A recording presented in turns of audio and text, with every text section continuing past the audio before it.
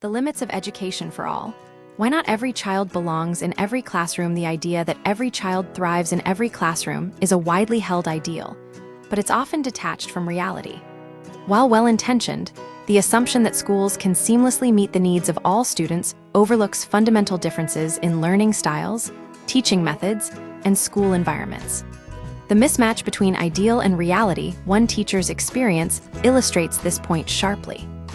A student with ADHD flourished in a micro-school that incorporated frequent movement and active lessons. Conversely, another student, craving a nurturing approach, felt unsupported by the same teacher's structured, high-expectation style. This isn't a failure of the educator, but a recognition that fit matters.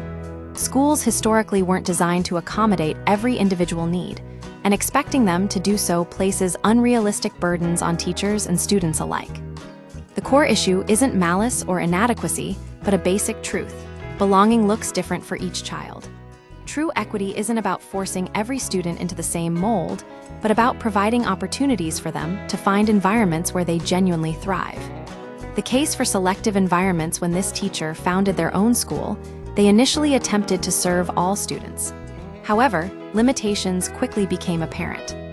The school lacked the resources for strong science instruction, and certain students with specific needs couldn't be adequately supported without additional funding or expertise. One student, despite possessing potential, struggled due to inconsistent attendance and a lack of parental involvement. The teacher made the difficult decision to discontinue his enrollment, not as a rejection, but as a recognition that the school's capacity was limited. This illustrates a crucial point. Sometimes, the most caring choice is to acknowledge when a particular environment isn't the right fit. The implications for school choice: the idea that not every child belongs in every school challenges conventional wisdom. Rather than shaming teachers for failing to reach every student, it suggests building ecosystems where families and educators can find better matches. School choice isn't merely about privilege. It's about ensuring that children have access to spaces where their needs are genuinely met. This means acknowledging that some schools excel in certain areas while falling short in others. A school built for short lessons, movement, and structure won't suit every child, and that's acceptable. What matters is intentionality, not universality. Ultimately, the goal shouldn't be to force every child into every classroom, but to create systems where they can confidently say, "This place was made for me."